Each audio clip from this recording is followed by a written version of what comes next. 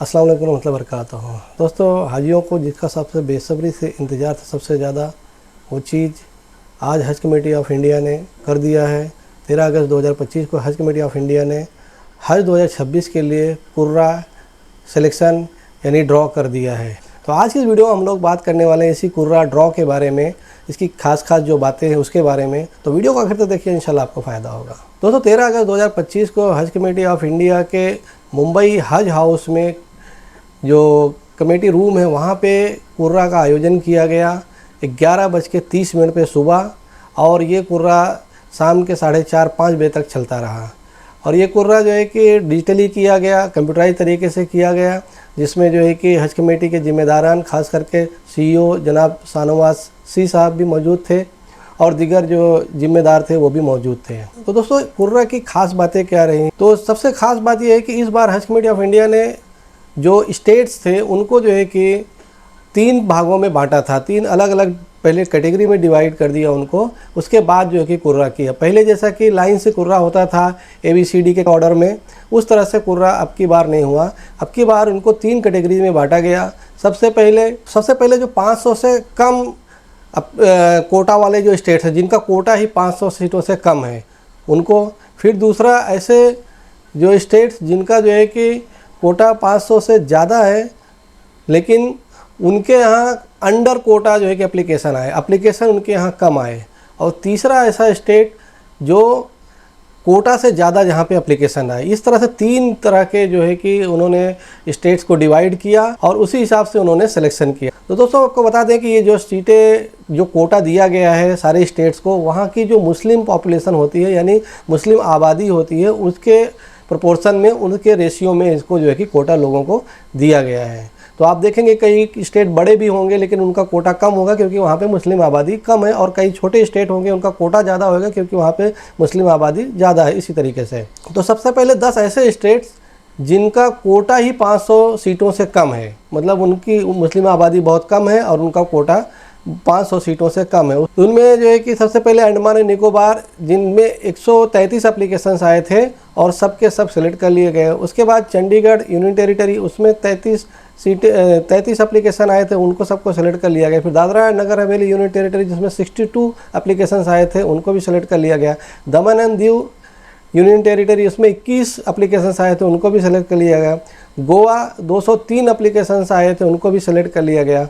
Lakshadweep union territory में 111 applications आए थे, उनको भी पूरी तरह से सेलेक्ट कर लिया गया। मणिपुर 413 एप्लीकेशंस आए थे, उनको भी पूरी तरह से सेलेक्ट कर लिया। पुडुचेरी यूनियन टेरिटरी 155 एप्लीकेशंस आए थे, सबको सेलेक्ट कर लिया गया। पंजाब 327 एप्लीकेशन आए थे, सबको सेलेक्ट कर लिया गया।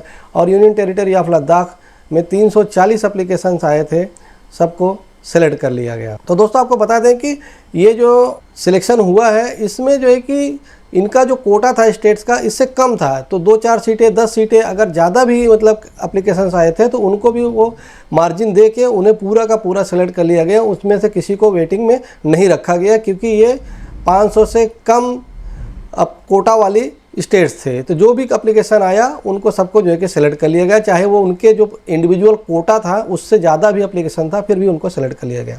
उसके बाद उन्होंने जो है कि दूसरा जो कैटेगरी था, ऐसे स्टेट्स जिनका कोटा तो ज़्यादा है लेकिन उनके एप्लीकेशंस कोटा से कम आए, यानी कि अगर 1000 का जो है कि कोटा है तो 800-900 एप्लीकेशन आए तो पूरा का पूरा उनका सिलेक्शन हो गया। ऐसे स्टेट्स में आसाम है, जिसमें से 6 स्टेट होते हैं, आपको मैंने बताया हुआ था। वहाँ पे जो है कि टोटल आसाम में टोटल 2566 एप्लीकेशन आए, सबके सब सेलेक्ट कर लिए गए। आंध्र प्रदेश में 2315 एप्लीकेशन आए, सबके सब सेलेक्ट कर लिए गए। बिहार में 2755 एप्लीकेशन आए, सब सेलेक्ट कर लिए गए। हिमाचल प्रदेश में 70 एप्लीकेशन आए, सबको सेलेक्ट कर लिया गया। झारखंड में 1653 एप्लीकेशन आए, सबको सेलेक्ट कर लिया गया। जम्मू एंड कश्मीर में 5166 एप्लीकेशन आए, सबको सेलेक्ट कर लिया गया। ओडिशा में 648 एप्लीकेशन आए, सबको सेलेक्ट कर लिया गया। राजस्थान में 4772 एप्लीकेशन आए, सबको सेलेक्ट कर लिया गया। त्रिपुरा में 80 एप्लीकेशन आए, सबको सेलेक्ट कर लिया गया। उत्तर प्रदेश में 18,760 एप्लीकेशन आए, सबको सेलेक्ट कर लिया गया। उत्तर प्रदेश का मैंने आपको बताया था तो 27,000 कोटा उनका है, तो कोटा से कम एप्लीकेशन आए, इसलिए सबको पूरा का पूरा को सेलेक्ट कर लिया गया। उसके बाद वेस्ट बंगाल में 5,189 एप्लीकेशन आए और सबको सेलेक्ट कर लिया गया, जबकि वेस्ट बंगाल का कोटा 17,000 के लगभग है। किस स्टेट का कितना कोटा होता है उसके लिए मैंने वीडियो ऑलरेडी बनाई हुई है, वो वीडियो आप जाके देख सकते हैं। तो उसमें मैंने बताया हुआ कि किस स्टेट का ओरिजिनल कोटा कितना होता है। तो दोस्तों ये 11 स्टेट्स थे जो कि उनके यहाँ कोटा ज़्यादा था लेकिन एप्लीकेशन कम आए, इसलिए सबको सेलेक्ट कर लिया गया। इसके बाद जो है कि तीसरी कैटेगरी जो थी वो ऐसे स्टेट थे जिनका कोटा जो ओरिजिनल था उससे ज़्यादा एप्लीकेशन आए, जिसकी वजह से उनका कुर्रा किया गया और उसमें वेटिंग लिस्ट वगैरह आई। इसमें छत्तीसगढ़ है, दिल्ली है, गुजरात है, हरियाणा है, कर्नाटका है, केरला है, मध्य प्रदेश है, महाराष्ट्र है, तमिलनाडु, तेलंगाना और उत्तराखंड है।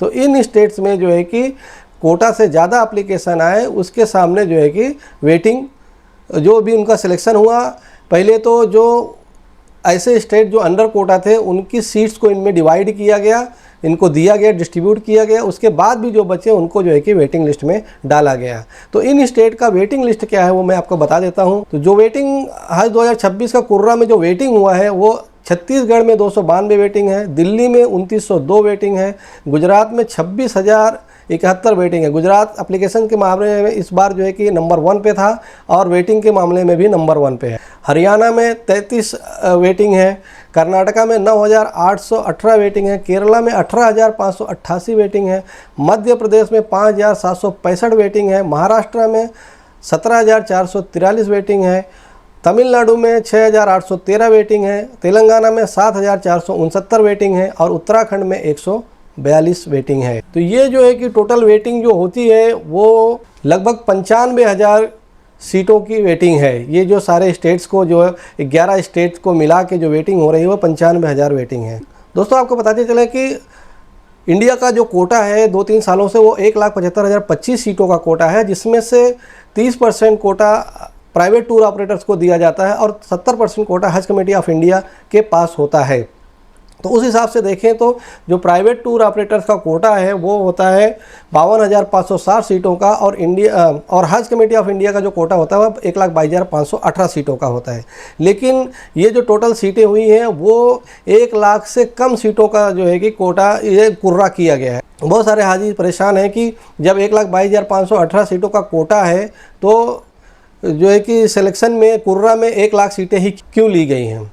तो उसका रीज़न बताया जा रहा है कि हज कमेटी का जो अभी इस साल का जो एग्रीमेंट है सऊदी गवर्नमेंट के साथ में कोटा का वो अभी तक कंप्लीट नहीं हुआ है। तो वो हो सकता है पिछले साल के हिसाब से जो कि प्राइवेट वाले नहीं जा पाए थे तो हो सकता है कम कोटा हो जाए। इसके लिए हज कमेटी ने रिस्क न लेते हुए 22,000 सीटें जो है कि वो अभी साइड में रखा हुआ है। जब अगले महीने तक जो है कि हज कमेटी का एग्रीमेंट हो जाएगा सऊदी गवर्नमेंट के साथ और अगर ओरिजिनल कोटा जो 1,75,025 वही मिलेगा तो 22,000 सीटें इन वेटिंग वालों को फिर से दे दी जाएंगी। तो इंशाल्लाह इस 95,000 सीटों में से वेटिंग लिस्ट में से 22,000 सीटें तुरंत सेलेक्ट कर ली जाएंगी। उसमें भी खासियत ये है कि जो छोटे छोटे स्टेट हैं जैसे कि छत्तीसगढ़ है, हरियाणा है और उत्तराखंड है, तो यहाँ पे जो है कि 292 142 सीटें हैं। तो इनको पूरा सिलेक्शन इंशाअल्लाह जब पूरा कोटा मिल जाएगा अगर 1,75,025 का तो इनको उस 22,000 सीटों में से पूरा सेलेक्ट कर लिया जाएगा। उसके बाद बाकी के जो स्टेट्स हैं जहाँ पे ज़्यादा है उनको भी उसी में से थोड़ा डिस्ट्रीब्यूट किया जाएगा। जैसे दिल्ली है तो उसमें से आधा हो सकता है, गुजरात में 5-6 हज़ार तक हो सकता है और कर्नाटका में भी ऐसे ही 3-4 हज़ार हो सकता है, केरला में 5-6 हज़ार हो सकता है, मध्य प्रदेश में 2-3 हज़ार तक हो सकता है और महाराष्ट्र में भी जो है कि 6-7 हज़ार कोटा जो है कि दिया जा सकता है। फिर उसी तरीके से तमिलनाडु को भी 2-3 हज़ार मिलेगा और तेलंगाना को भी 2-3 हज़ार मिलेगा। तो ये जो वेटिंग लिस्ट है वो और कम हो जाएगी इंशाअल्लाह, खास करके छोटे स्टेट्स के लिए। और जो बड़े स्टेट्स हैं जैसे गुजरात है, केरला है, महाराष्ट्र है और कर्नाटका है, यहाँ पे जो है कि उसके बावजूद भी बड़ी वेटिंग रहेगी। तो अल्लाह ताला से दुआ करते रहिए आप लोग भी। अगर हज कमेटी को वहाँ से सऊदी अरेबिया से और बड़ा जो है कि कोटा मिल जाता है, यानी कि 1,75,025 से भी ज़्यादा कोटा मिल जाता है, तो हो सकता है इंशाल्लाह सारे के सारे हाजी सेलेक्ट कर लिए जाएँ और सब के सब लोग हज पे चले जाएँ। और इस बार जो वेटिंग ज़्यादा आने का एक रीज़न ये भी है, कुछ स्टेट जैसे कि गुजरात हो गया, केरला हो गया, मध्य प्रदेश, वहाँ पे जो पिछले साल 2025 में जो वेटिंग में रह गए थे उन्होंने जो एप्लीकेशन किया उनको प्रायोरिटी दी गई जनरल वालों के ऊपर। तो उनको जो है कि रिजर्व के जैसा ट्रीट किया गया और उनको सिलेक्शन पहले कर दिया गया।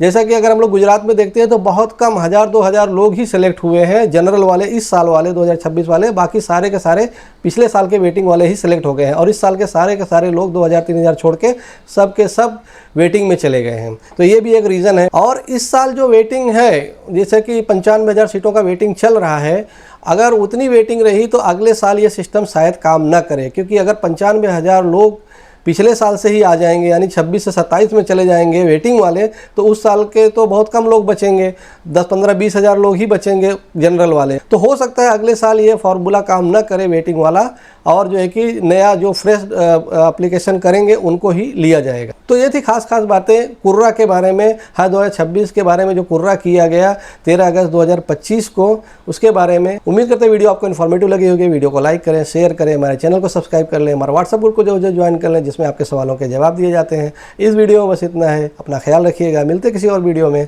अस्सलाम वालेकुम।